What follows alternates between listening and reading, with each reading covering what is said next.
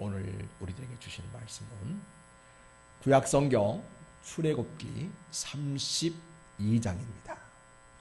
32장 1절에서 14절까지 말씀을 받들어 제가 읽겠습니다. 백성이 모세가 산에서 내려오미 더디음을 보고 모여 백성이 아론에게 이르러 말하되 일어나라 우리를 위하여 우리를 인도할 신을 만들라. 이 모세 곧 우리를 애굽 땅에서 인도해 낸 사람은 어찌 되었는지 알지 못함이니이다. 아론이 그들에게 이르되 너희의 아내와 자녀의 귀에서 금고리를 빼어 내게로 가져오라. 모든 백성이 그 귀에서 금고리를 빼어 아론에게로 가져가매 아론이 그들의 손에서 금고리를 받아 부어서 조각칼로 새겨 송아지 형상을 만드니 그들이 말하되 이스라엘아 이는 너희를 애굽 땅에서 인도하여 낸 너희 신이로다 하는지라. 아론이 보고 그 앞에 제단을 쌓고 이에 아론이 공포하여 이르되 내일은 여호와의 절이리라 하니 이튿날에 그들이 일찍 일어나 번제를 드리며 화목제를 드리고 백성이 앉아서 먹고 마시며 일어나서 뛰놀더라. 여호와께서 모세에게 이르시되 너는 내려가라. 네가 애굽 땅에서 인도하여 낸 네 백성이 부패하였도다. 그들이 내가 그들에게 명령한 길을 속히 떠나 자기를 위하여 송아지를 부어 만들고 그것을 예배하며 그것에게 제물을 드리며 말하기를 이스라엘아 이는 너희를 이 애굽 땅에서 인도하여 낸 너희 신이라 하였도다. 여호와께서 또 모세에게 이르시되 내가 이 백성을 보니 목이 뻣뻣한 백성이로다. 그런즉 내가 하는 대로 두라. 내가 그들에게 진노하여 그들을 진멸하고 너를 큰 나라가 되게 하리라. 모세가 그의 하나님 여호와께 구하여 이르되 여호와여 어찌하여 그 큰 권능과 강한 손으로 애굽 땅에서 인도하여 내신 주의 백성에게 진노하시나이까. 어찌하여 애굽 사람들이 이르기를 여호와가 자기의 백성을 산에서 죽이고 지면에서 진멸하려는 악한 의도로 인도해 내었다고 말하게 하시려 하나이까. 주의 맹렬한 노를 그치시고 뜻을 돌이키사 주의 백성에게 이 화를 내리지 마옵소서. 우리 13절 14절 같이 읽습니다. 주의 종 아브라함과 이삭과 이스라엘을 기억하소서. 주께서 그들을 위하여 주를 가리켜 맹사하여 이르시기를 내가 너희의 자손을 하늘의 별처럼 많게 하고 내가 허락한 이 온 땅을 너희의 자손에게 주어 영원한 기업이 되게 하리라 하셨나이다. 여호와께서 뜻을 돌이키사 말씀하신 화를 그 백성에게 내리지 아니하시니라. 아멘.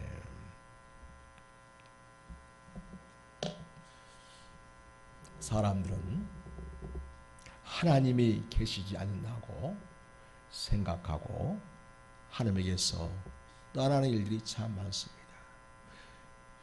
우리 주님께서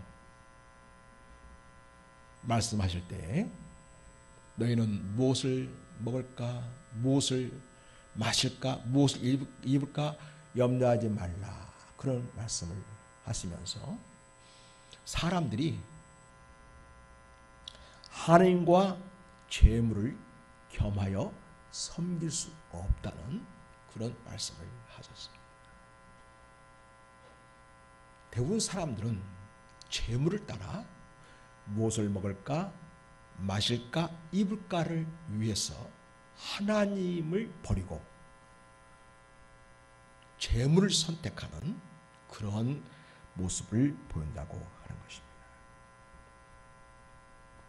또 요즘은 포스트 모더니즘 시대에서 규종 가치를 다 버리고 깨부수고 질서를 인정하지 않고 권위를 인정하지 않고 자기가 느낀 대로 자기 마음에 일어나는 대로 그렇게 말하고 행동하는 시대가 되고 있습니다. 그래서 하나님께 대해서도 사람들은 진지하지 않고 가볍게 하나님을 대하고 그래서 하나님께 대해서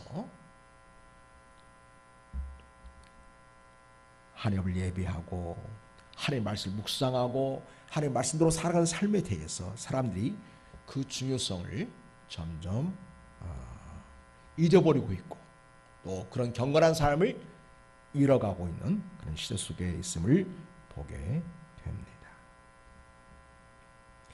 이런 시대 상황은 우리에게 숫자적으로 보여주고 있는데 이전에는 기독교인이 1200만이다 1000만이다 그랬어요.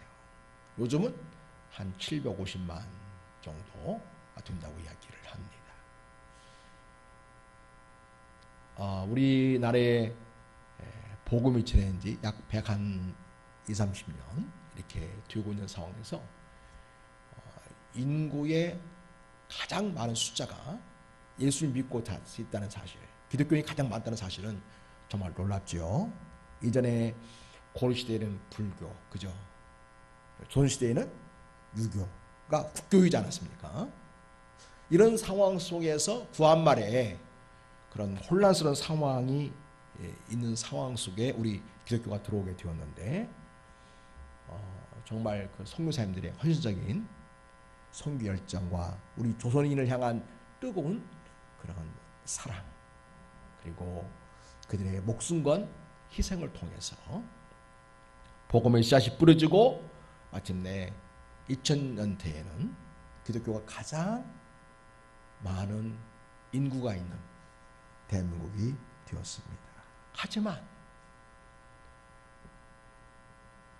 하나님을 속히 떠나서 다른 종교나 또 하나님을 믿지 않는 그런 일들이 많아지고 있고요. 또 하나는 교회가 싫어서 또 교회는 오지 않고 집에서 자기가 하나님 믿는다 생각하고 그렇게 지내는 사람들도 참 많습니다. 또 교회에 오긴 하지만 예배는 드리긴 하지만 실제 삶 속에서 하나님을 인정하지 않고 하나님 없는 듯이 살아가고 있는 기독교인도 참 많습니다. 이런 시대 속에서 살아계신 영원하신 하나님을 믿는 우리 그리스도인들, 예수님이 나를 위하여 십자가에 죽기까지 사랑하신 그 사랑의 주님을 믿는 우리 그리스도인들은 어떻게 사는 것이 이 시대를 거슬러서 사는 것일까요? 하나님을 속히 따라가고 있는 이 시대 속에서 어떻게 해야 우리는 진정 하나님의 백성으로서 살아가는 것일까요? 우리는 그런 고민을 하면서 오늘의 본문을 통해서 하나님께서 우리에게 말씀하시는 진리를 발견할 수 있기를 바랍니다. 여러분, 오늘 말씀을 보면 1절에 이렇게 표현되고 있죠.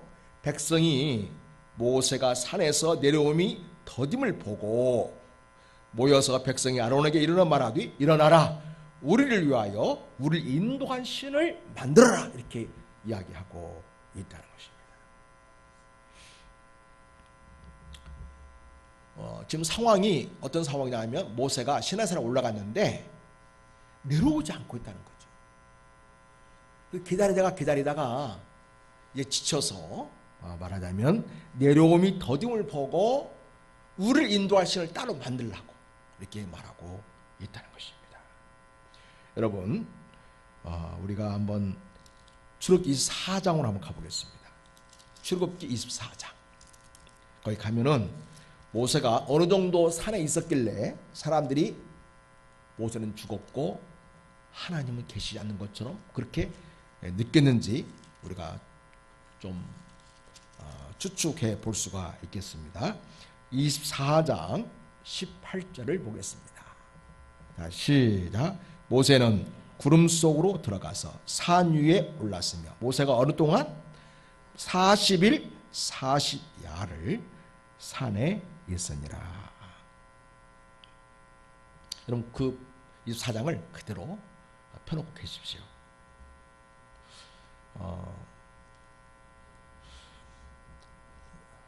40일 동안 모세가 산에서 지금 하나님을 뵙고 있는 그런 상황이지요. 근데 모세가 사람들이 생각할 때는 밑에 있는 광야에 머물고 있는 이 이스라엘 백성들이 생각할 때는 너무나 더디어서 모세는 죽었구나 이렇게 생각한 거죠. 모세는 죽었구나. 모세가 살았다고 하면 절대 이런 말을 할 수가 없었겠죠. 더더욱 중요한 것은 여러분, 모세가 죽었든지 살았든지 간에 하나님이 죽으신 것입니까?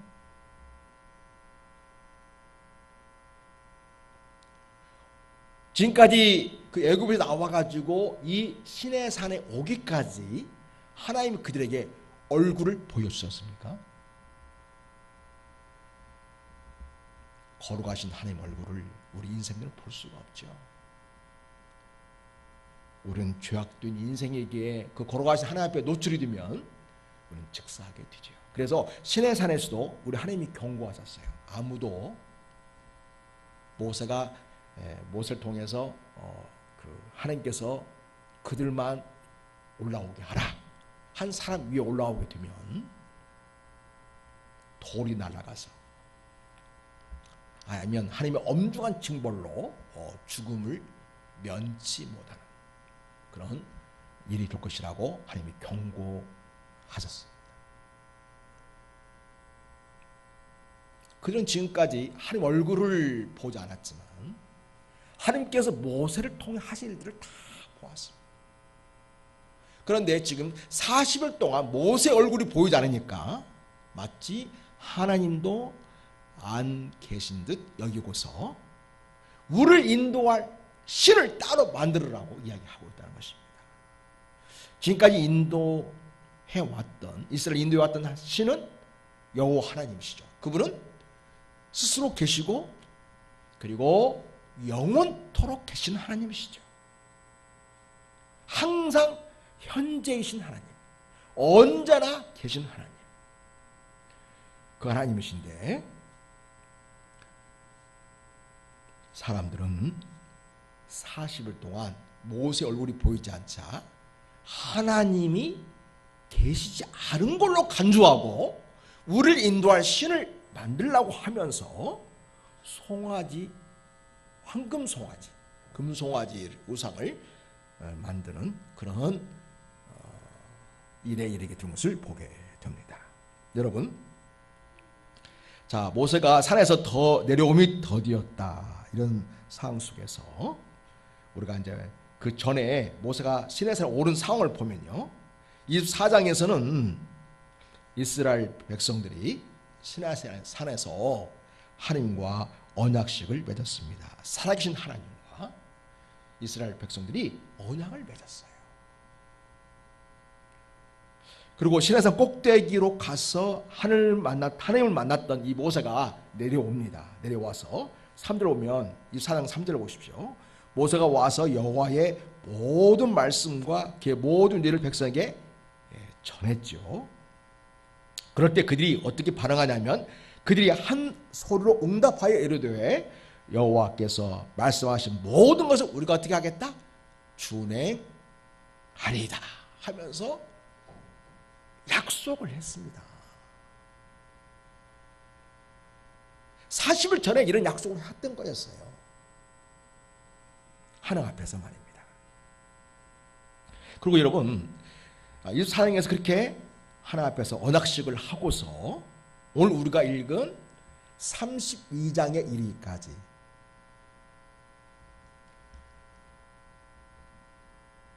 하나님은 이스라엘 백성을 위한 말씀들을 계속해서 모세에게 주시고 있다는 것입니다. 여러분,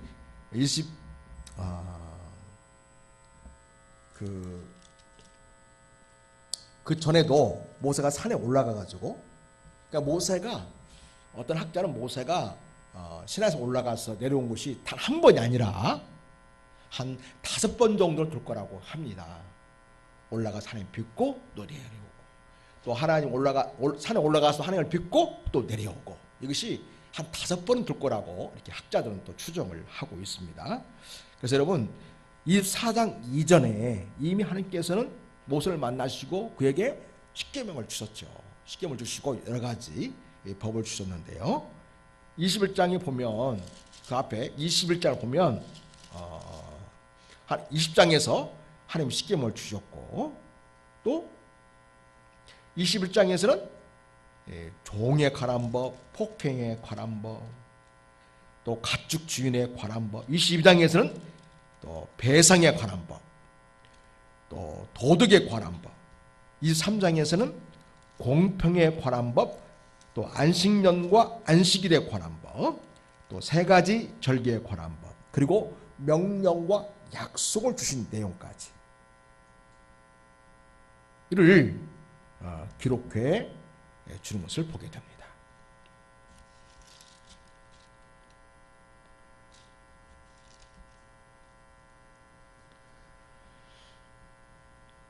자, 여러분, 이렇게 하나님이 안 계신 게 아니었고, 하나님께서는 이스라엘 백성을 위한, 그들을 위한 법을 만들어서 계속해서 모세에게 주고 있었는데, 그리고 시내산 정상을 바라보면 그 장면이 연기가 이렇게 피어오르고 또 불기둥이 이렇게 거기서 있는 걸 보게 되고, 그런 상황 속에서 하나님이 계신다고 하는 것을 이렇게 감각적으로도 사실은 알 수도 있는 상황이었습니다. 그런데 모세가 내려오지 않자 불안감이 증폭이 되면서 결국은 하나님을 저버리고 자기들 인도할 우상, 송아지 우상을 만들려고 그렇게 요구하고 있는 어처구니 없는 상황이 벌어지고 있음을 봅니다.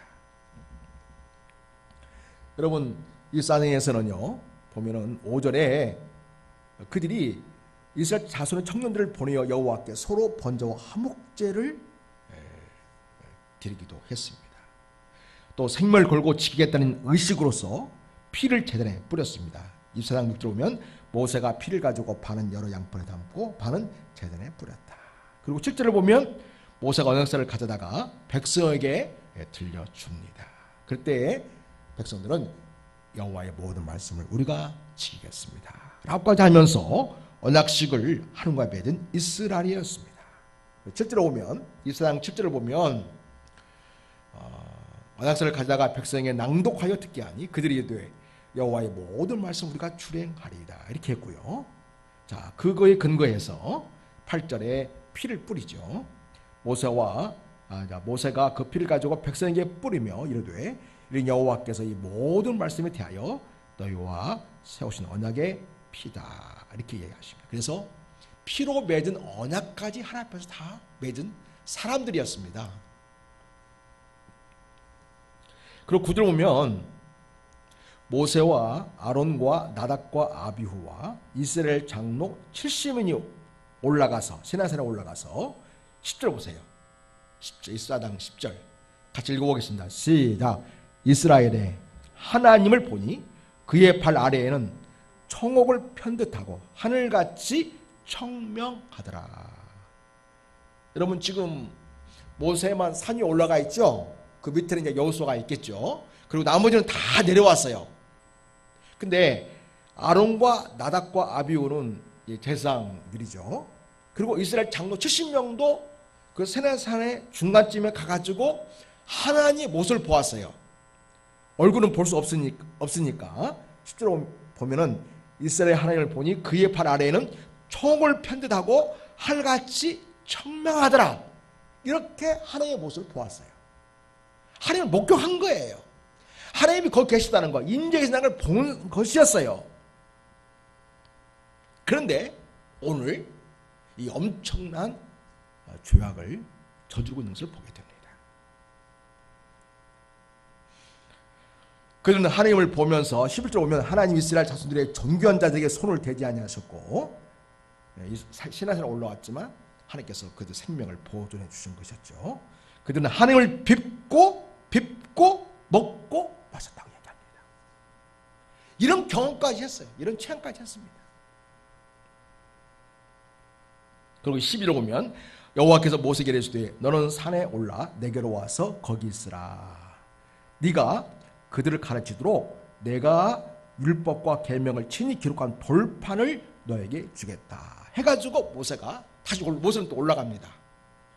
다른 사람 다 내려가고, 그리고 이제 여기서 24장 12절 이하부터는 이제 하나님께서 모세와 대면하여 말씀하시고 이스라엘 백성들이 어떻게 하나님 앞에서 살아야 할지를 쭉 이야기하는데요. 그런 내용이 오늘 본문 32장 이전 31장까지 계속 됩니다.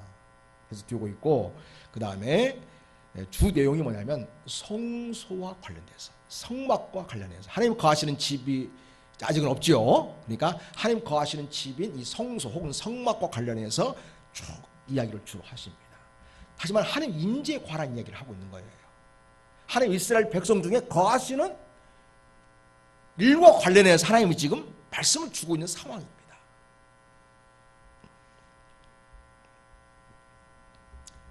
자, 여러분 32장 바로 앞을 보겠습니다. 31장 18절을 봅니다.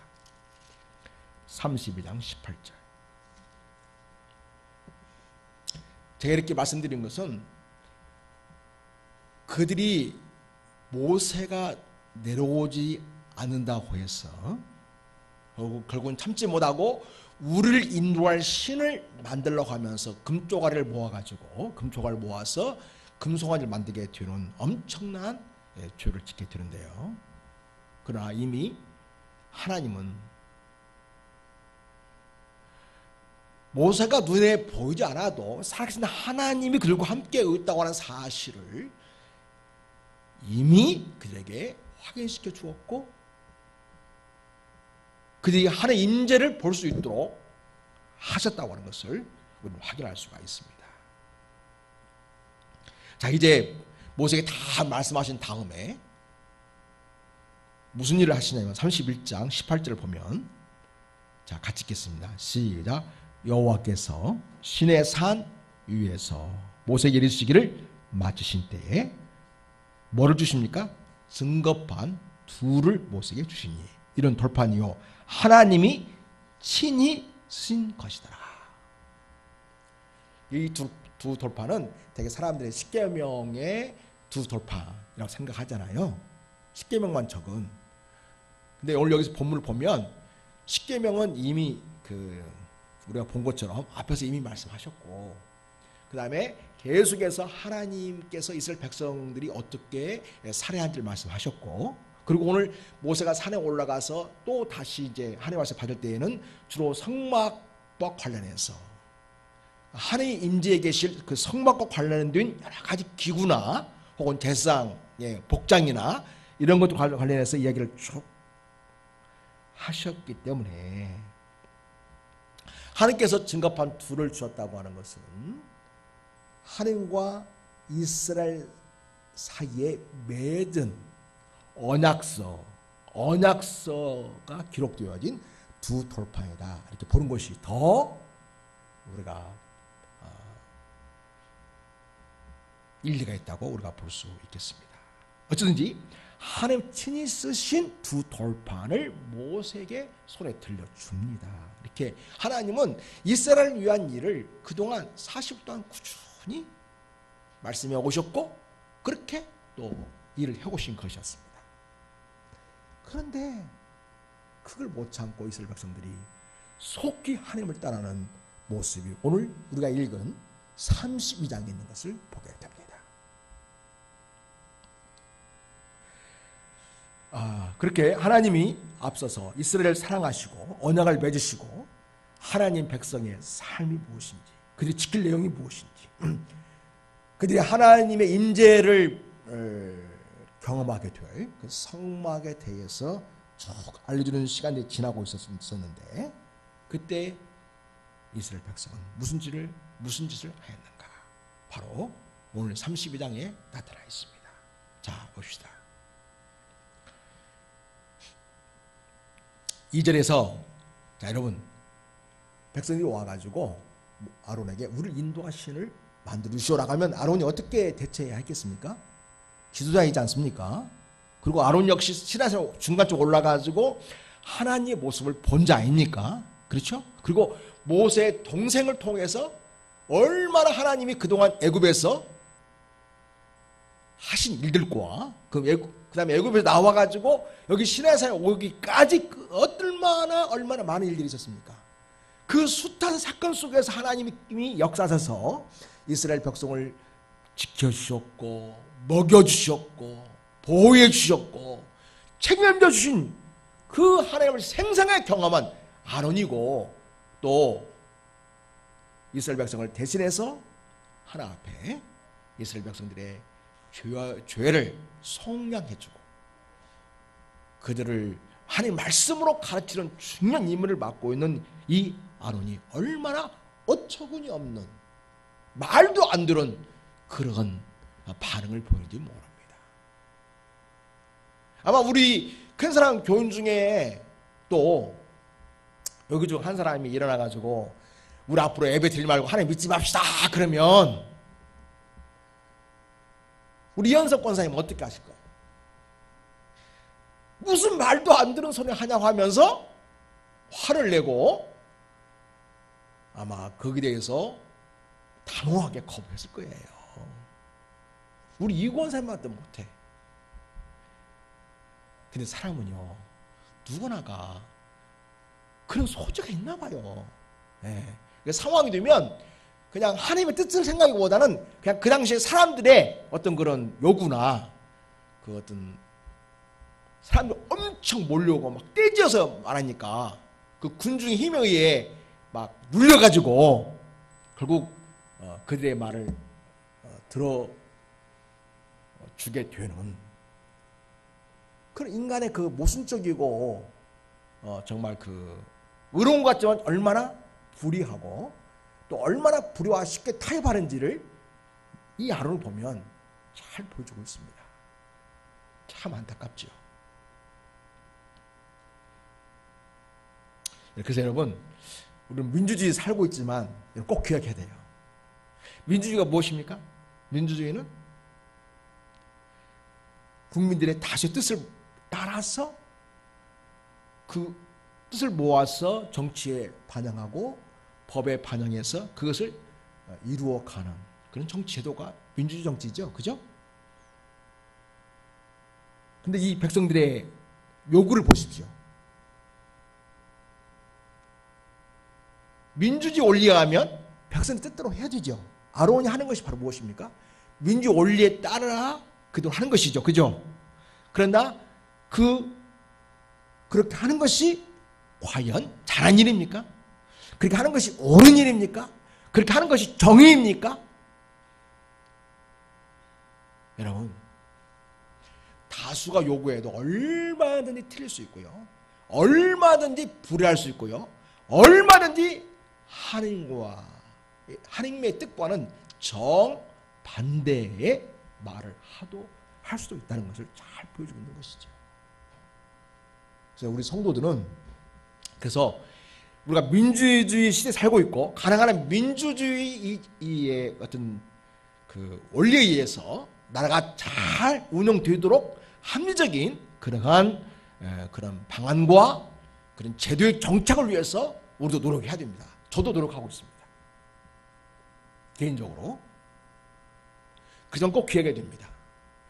민주주의보다 더 중요한 것은 무엇입니까? 하나님의 뜻을 따라 사는 것입니다. 그걸 뭐라고 하냐면 따라서 하겠습니다. 신본주의. 하나님을 본으로 근본으로 하고 사는 삶이 한다는 것이죠. 그 반대가 뭐냐면 따라서 하겠습니다. 인본주의는 뭐냐면 사람의 뜻만 따르는 걸 말해요. 사람 중심의 생각과 뜻을 따라 하는 것이 인본주의예요.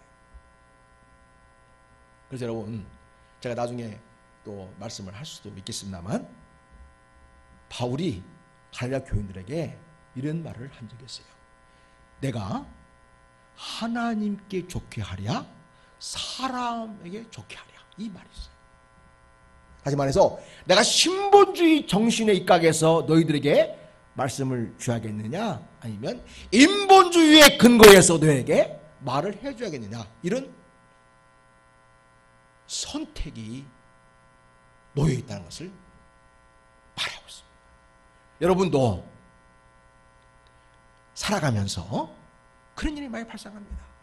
내가 지금 하나님의 뜻을 따라야 되는가? 아니면 사람의 눈치와 마음과 여러 가지 상황을 고려해서 사람의 뜻을 따라야 되는가? 라는 그런 고민과 갈등이 있을 거예요. 여러분, 최고로 좋은 게 뭐예요? 하나님의 뜻을 따르는 것이 곧 사람을 위한 것이고 사람에게 유익한 것이 되어야 되겠죠. 그렇죠? 그런데 때때로는 하나님의 뜻이어냐 하느냐 아니면 사람의 뜻이어냐 하느냐는 갈등의 소지가 있는 경우가 너무나 많이 우리 주변에 있다는 것입니다. 그럴 때 우리가 선택해야 됩니다. 다시 하겠습니다. 내가 하나님을 좋게 하랴, 내가 사람을 좋게 하랴. 그럴 때 예수 그리스도를 주로 믿는, 또 영원토록 살아계신 하나님을 믿는 믿음의 자녀는 하나님의 뜻을 따라 삶을 선택하는 용기와 결단이 필요합니다. 이게 바로 우리가 세상에서 믿음으로 살아가는 삶의 방식입니다. 여러분, 백성이 요구하니까 이 아론이 금꼬리를 모읍니다. 근데 여러분, 금꼬리가 어디에서 나온 것입니까? 금송아지를 만들려고 금꼬리를 모아요. 다 각자 갖고 있는 금고를 다 빼가지고 오라고 합니다. 그러니까 뭐 귀걸이, 코걸이 했는지 모르지만 하여튼 이런 것들을 다 했던 것이죠. 그런데 여러분, 430년 동안 이스라엘 백성이 애굽에 살면서 적어도 한 400년 가까이 노예 생활을 했던 이 이스라엘 민족들이 어떻게 금으로 치장하고 금꼬리 장식품을 갖고 있었을까요? 그럴 돈이 어디에 있었을까요? 이 금은요, 이스라엘 백성들이 하나님의 그 놀라운 은혜와 역사로 기적적으로 애굽에서 나올 때에 애굽 사람들에게서 받은 것이었어요. 그럼 외국 사람들이 왜 이스라엘 백성들에게 이 금반지, 은반지, 노시 같은 걸 다 빼서 주었냐 하면, 제발 좀 나가주시오. 금딱지, 쥐딱, 은딱지 다 필요 없습니다. 당신 여기 있으면 계속 여호와 하나님 때문에 우리가 견딜 수가 없고 살 수가 없습니다. 하나님의 진노의 심판을 계속 받아야 되기 때문에 제발 좀 빨리 나가주시오 하면서 부탁하면서 막 금이랑 은이랑 온갖 시부치란 거, 돈들 많은 거 다 준 거예요. 그래서 이스라엘 백성들이 자기들이 벌어서 금을 사가지고 귀걸이하고 뭐 금부치를 갖고 있는 게 아니라 애굽에서 나올 때에 하나님의 전적인 은혜와 역사와 능력을 통해서 결국은 애굽 사람들의 마음을 움직여 주셔가지고 그 애굽 사람들이 이스라엘 백성들에게 제발 좀 빨리 나가달라고 부탁하면서 이스라엘 백성이 요구하는 대로 다 금이든지 은이든지 다 주었던 것이었어요. 그러니까 이것은 자기들 노력으로 번 도로 산 게 아니고 하나님의 전적 은혜로 얻게 된 것이었죠. 그래서 여러분, 사실 다른 말로 하면 하나님이 이스라엘 민족이 애굽에 나올 때에 주신 출애굽 선물이었어요. 출애굽 선물로 그들이 금이랑 은이랑 노시랑 이런 것들을 가질 수 있었던 거였습니다. 바로 하나님의 은혜를 통해서 하나님의 선물로 갖게 되어진 이 금부치를 가지고 뭐를 만들려고 하고 있다고요? 금송아지를 만들려고 있다는 거죠.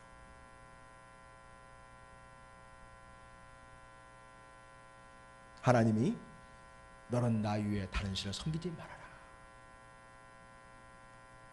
또 내 형상을 그 어떤 곳 다른 곳으로 만들지 말아라 하시면서 우상을 만들지 말고 거기에 절하지 말고 그렇게 말씀하신 십계명의 정면으로 위배되는 그런 일을 지금 하고 있는 것입니다. 얼마나 말도 안 되는 일이 벌어지고 있습니까? 사랑하는 여러분, 그런데요, 이런 모습들이 이스라엘 백성들만에게만 있느냐? 우리 삶을 자세히 들여다보면 우리에게도 얼마든지 그런 모습이 있을 가능성이 많습니다. 하나님이 내게 선물로 주신, 은혜로 주신 물질이나 직장이나 건강이나 내 자녀나 남편이 있습니다.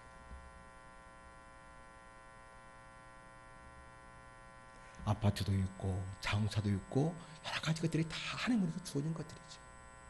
그런데 하나님 은혜로 주어진 선물들을 가지고 오히려 우리는 하나님을 대적하고 하나님 아닌 다른 것들을 하나님으로 그렇게 섬길 목적으로 그런 것들을 사용하는 모습들이 우리 안에 있지 않나. 우리 자신에 대한 점검이 필요하겠습니다. 하나님이 주신 건강 가지고, 하나님 주신 물질을 가지고 오히려 하나님 마음을 아프게 하고 하나님을 저버리고 하나님의 백성답지 않은 삶을 선택하는데 사용하고 있지는 않는지. 이 출애굽기 32장에 이스라엘 백성들 그 어처구니 없는 그런 모습이 내 삶 속에는 있지는 않는지 우리가 점검할 필요가 있겠습니다.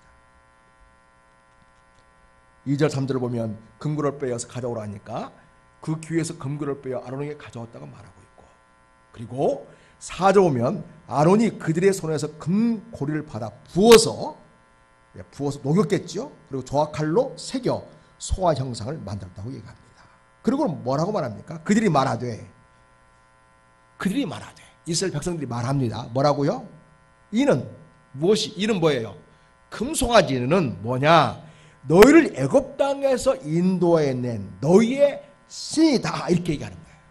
여러분, 이스라엘 백성을 애굽 땅에서 인도된 신이 누구입니까?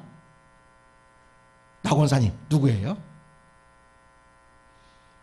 너무 쉬운 걸 물어봐서 어처구니가 어이가 없으신가요? 여호와 하나님이시죠? 여호와 하나님이세요. 근데 지금 뭐라고 말하고 있어요? 금송아지 만들어가지고 황금송아지 만들어가지고 이 황금송아지가 우리를 애굽에 인도낸 너희의 신이다, 하나님이다, 이렇게 얘기하고 있는 거죠. 어쩌면 이럴 수 있습니까? 그런데요, 인간들한 존재가 이렇게까지 타락할 수 있고요, 이렇게까지 말도 안 되는 짓을 할 수도 있는 존재라는 것을 우리는 알아야 됩니다. 내 안에 그 타락의 본성이, 그 죄악의 그 본성이 내 안에 깊이 자리 잡고 있구나.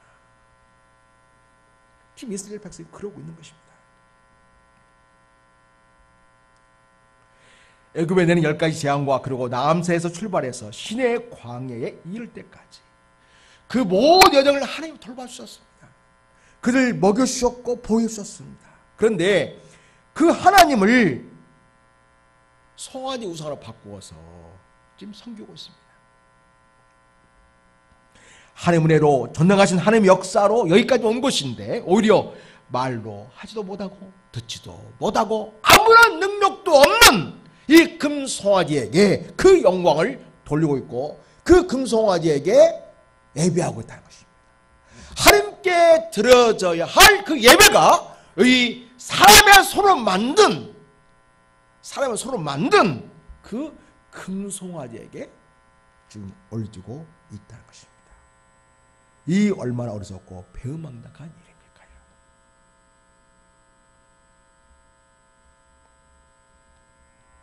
그러면서 6절 보면 그들이 일찍 일어나 번제를 드려요. 금송아지에 드리는 거예요. 하나님께 드리는 게 아니라 허목제를 드려요. 그리고 백성이 앉아서 먹고 마시며 일어나서 뛰놀던 한마디로 축제를 벌인 거죠. 축제.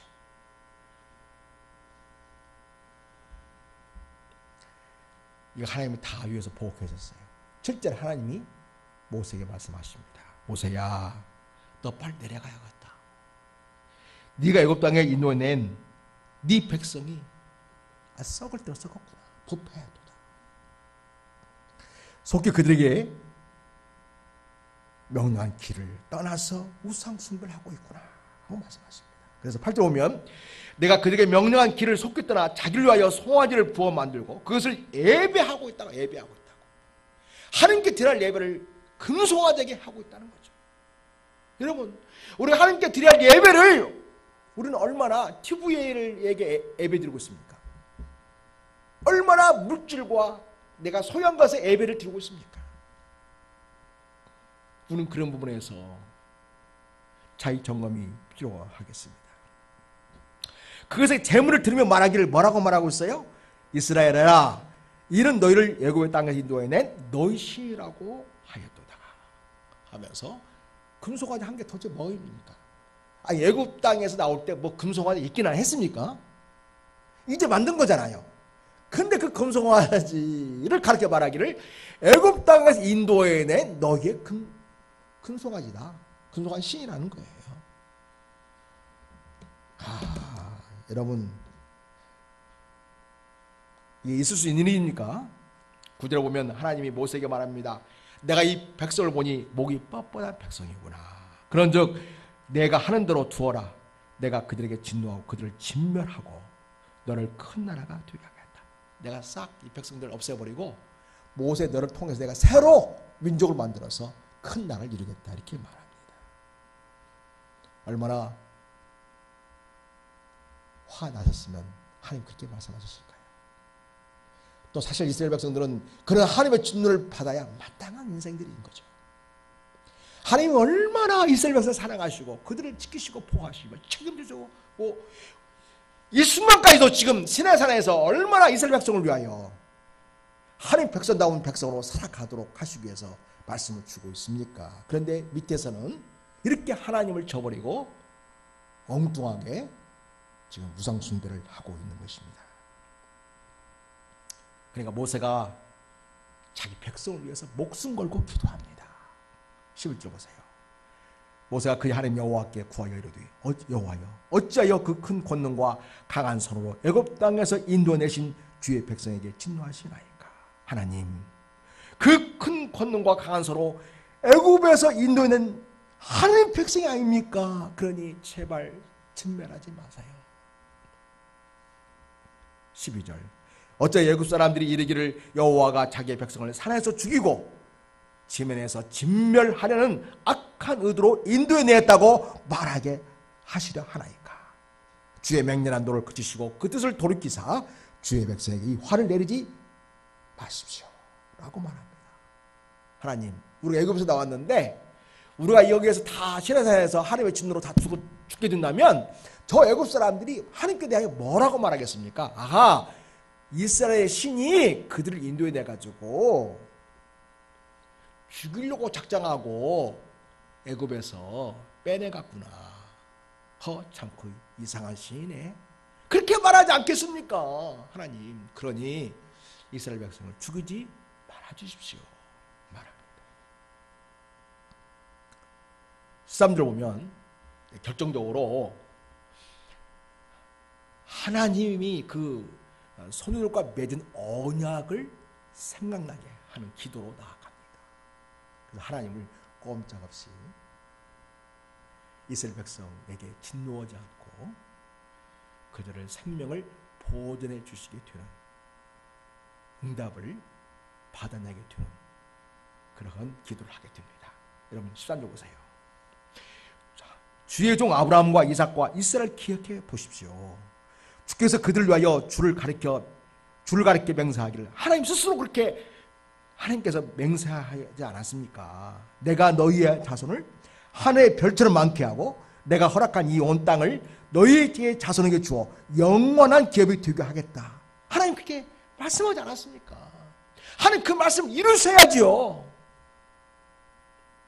그럼 하나님이 다 죽여버린다면, 그러면 아브라함과 이삭과 야곱에게 그 언약하신 그 언약이 뭐가 되는 겁니까?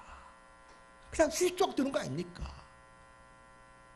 하나님 언약하셨었고, 하나님이 그 언약식 할 때, 아브라함과 언약식 할 때 하나님만이 목숨 걸고 그 언약을 지키겠다고 하는 그 재물 그 사이로 하나님이 제가하셨는데, 하나님이 그것은 비록 아브라함은 연약해서 이 약조를 지키지 못할지라도 하나님만큼은 이 언약을 지키겠다고 하는 확실한 약속을 하시지 않았습니까? 이렇게 지금 이해하고 있는 거예요. 하나님이 당신 의지를 가지고 아브라함이 언약했던 그 언약을 지키겠다고 약속하신 그 하나님 아니십니까?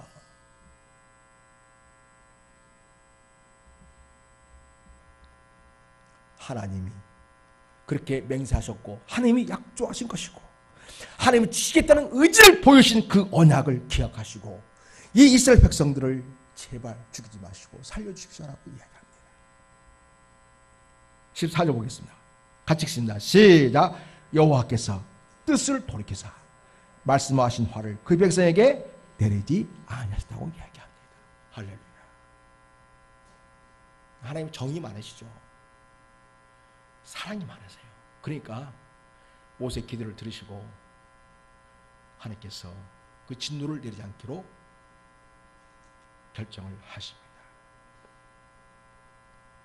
물론 그 일을 주도했던 이스라엘 백성들은 나중에 모세가 누가 이 엄청난 범죄에 대해서 그 하나님의 그 맹렬한 진노를 사그러뜨릴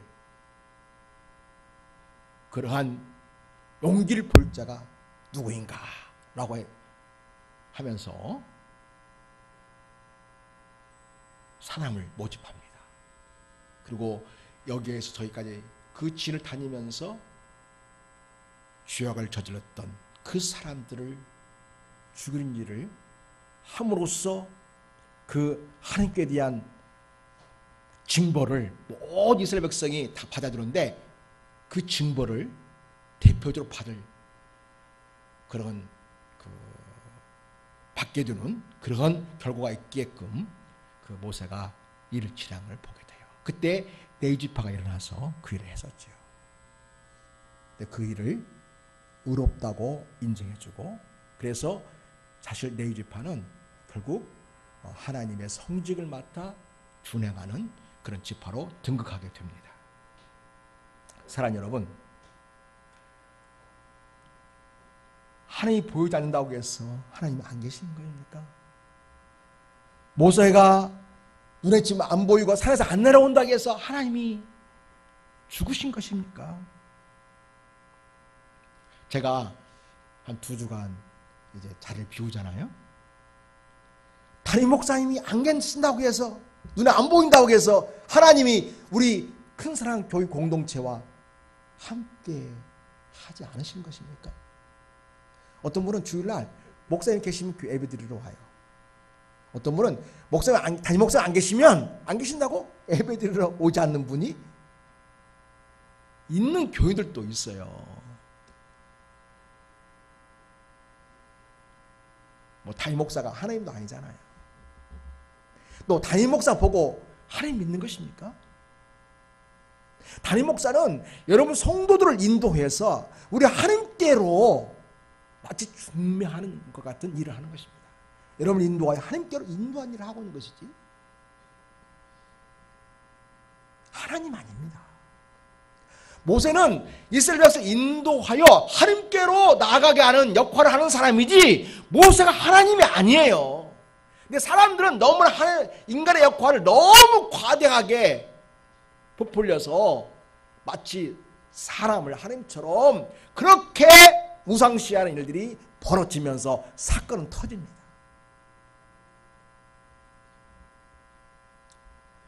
여러분, 눈에 보이지 않는다고 하나님이 여러분이 기도한 대로 지금 응답되지 않는다고 해서 그래서 하나님이 안 보이고 하나님이 내게 아무런 것도 안 해준 것 같아 보인다고 하나님을 속기 떠나서야 되겠습니까? 사도 바울은 갈라디아서 1장에서 이게 속기 떠났다고 오늘 표현했잖아요. 2절에서. 그죠? 그런데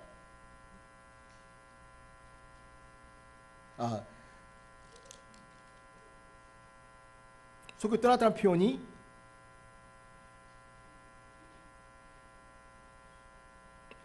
8절에 있죠. 그리 내가 그들에게 명령한 길을 속기 떠나 자기로 하여 송아지를 부어 만들었다. 속기 떠났다. 여러분, 갈라디아 교인들이 바로부터 복음을 잘 배웠어요. 그런데 거짓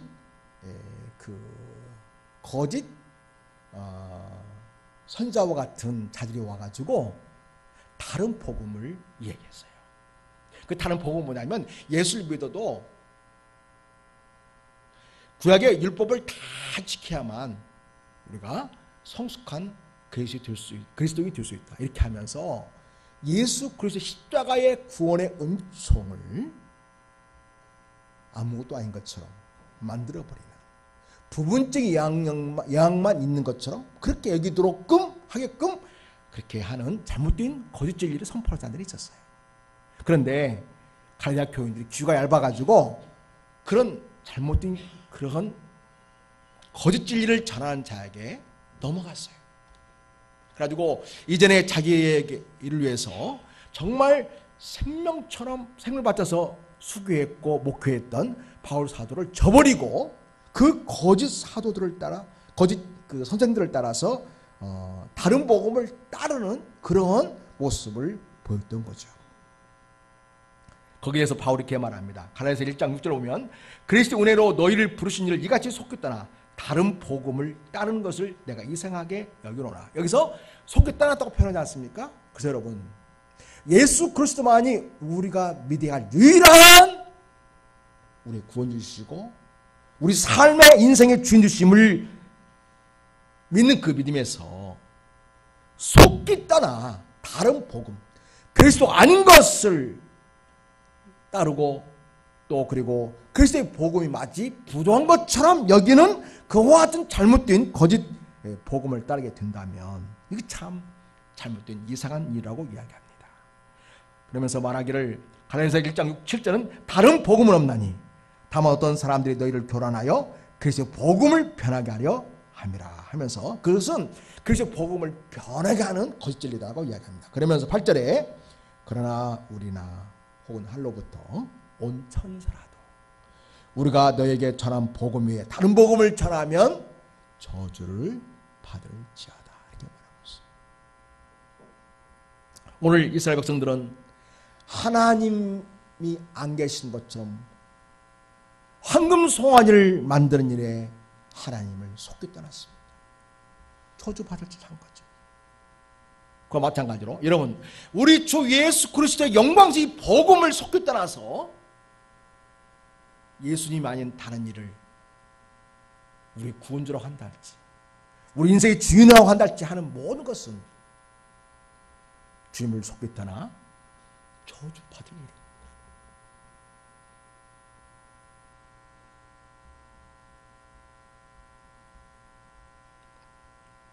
히브리서는 이렇게 말합니다.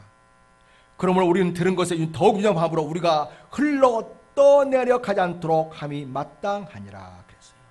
여러분 이 시대는요 우리가 흘러 떠내려 가게 하는 많은 이런저런 잘못된 그런 이단들과 거짓 종교가 많이 있습니다.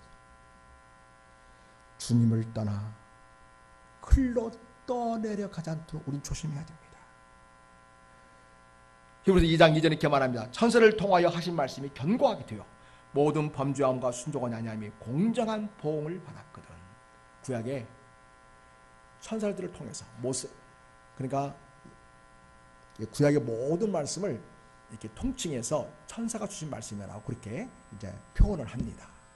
이제 구약에 주신 그 모든 하나님의 말씀을 구약에도 이게 지키지 않았다면 불순종하고 떠나갔다면 거기에 따른 공변된 봉을 받았다. 하물며 히브리서 2장 3절은 이렇게 말합니다. 우리가 이같이 큰 구원을 등한히 여기면 어찌 그 봉을 피하리요. 예수 그리스도만이 우리 인생의 주인 되시고 예수 그리스도만 우리의 진정한 구원자 되심을 등하여 여긴다면 구약에 내린 저주와 비교할 수 없는 엄청난 하나님의 진노가 임하게 되었다. 멸망한다는 거죠. 그래서 여러분, 우리가 예수 믿는다는 것은 너무나 놀라운 큰 은혜와 축복 가운데 있다는 사실입니다. 그러나 이 구원을 등하여 여긴다면, 우리 예수님을 등하여 여긴다면 오늘 하나님을 속get하나 금송아지를 만들어서 거기에 경배하는 저주 받을 짓을 섬지 않고는 그런 모습과 같이 하나님의 진노와 하나님의 엄청난 저주에 처하게 되는 일이 되는 것입니다. 사랑하는 여러분, 그러므로 하나님은 정말 우리를 사랑하는 분이시죠. 예수님 우리를 너무나 사랑하시기에 십자가에서 죽기까지 물과 피를 다 쏟아주시기까지 사랑해 주신 분이시죠. 그러나 그렇게 좋으신 하나님, 그렇게 은혜로우신 하나님, 그렇게 나를 위해 십자가에 죽기까지 사랑하신 그 주님을 우리가 배반하고 사랑으로 떠난다면 주님 아닌 물질이나 사람이나 그 어떤 생의 환경 속에 흘러 떠내려가는 그런 모습을 보인다면 그 자체가 하나님의 엄중한 징계와 징벌 가운데 스스로 자처하는 일이 된다는 것을 우리 또한 기억해야 되고, 그리고 더군다나 마지막 심판날에, 우리 지난주 마지막 심판을 얘기했잖아요. 마지막 심판날에 하나님의 그 엄중한 영원한 형벌을 피할 수 없는 길이 된다는 것 또한 여러분 기억해야 됩니다. 그래서 여러분, 1차적으로 주일도 잘 지키시고 예배도 잘 드리시면서 정말 예수님을 생명처럼, 아니 내 생명보다 더 귀하게 여기고 하나님께 대한 진정한 예배자가 되십시오. 황금 송아지를 숭배하는 하나님을 속겠다는 자가 되지 말고 영원토록 살아계셔서 우리 위하여 자기 아들을 주신 예수님을 아낌없이 내어주신 그 사랑의 하나님께 대한 믿음을 굳게 지키십시오. 이것이 오늘날 하나님을 속게 따라가고 있고 하나님을 인정치 않는 불신앙 시대 속에 살아가는 우리 그리스도인들이 영적으로 깨어서 정말 내 신앙을 굳게 지키고 하나님께 대한 온전한 믿음을 세워가는 복되고 또 하나님께 기쁨 드는 삶이 될 줄로 믿습니다. 그러한 우리 모든 성도가 되시기를 우리 예수님의 이름으로 부탁하고 여러분 모두를 축복합니다. 하나님 아버지, 모세가 보이지 않는다고 하나님의 말씀에서 속기 떠나 하나님 주신 선물이었던 그 금 고리를 다 빼어서 황금 송아지 만들고 이것을 애굽 땅에서 인도낸 신이라고 하면서 그 황금 송아지를 숭배하고 거기서 축제를 벌인 모습을 보게 됩니다. 하나님, 우리의 삶 속에 하나님이 내 눈에 보이지 않는다고 하나님을 떠난 일들이 있지는 않는지요. 하나님, 우리 연약함을 불쌍히 여주시옵시오. 우리 믿음 없음을 용서해 주십시오. 우리 사랑하는 성도들 어떤 상황에서도 창조주이시며 전능하신 여호와 하나님을 인정하고 믿게 해주십시오. 그 하나님 보내신 예수 그리스도를 자신의 주와 구원자로 믿게 해주십시오. 오늘 내 안에 계신 성령 하나님의 인도하심과 그분의 붙드심과 그분의 교훈과 그분의 주신 믿음과 그분의 주신 능력으로 믿음을 지켜가게 해주십시오. 하나님을 속게 따라가고 있는 이 부패한 시대 속에 살아가는 우리 성도들, 예수 그리스도의 생명으로 살아나게 하시고 믿음을 지켜내며 이 시대에 하나님 기뻐하시는 주님의 자녀들로 승리하게 주시옵소서. 오직 여호와 하나님을 사랑하고 경외하며 예수 그리스도를 주로 구원자로 믿는 그 믿음을 지켜가게 해 주옵소서. 성령이여 우리 믿음을 굳세게 해 주시옵소서. 우리를 사랑하시는 예수님의 이름으로 기도드립니다.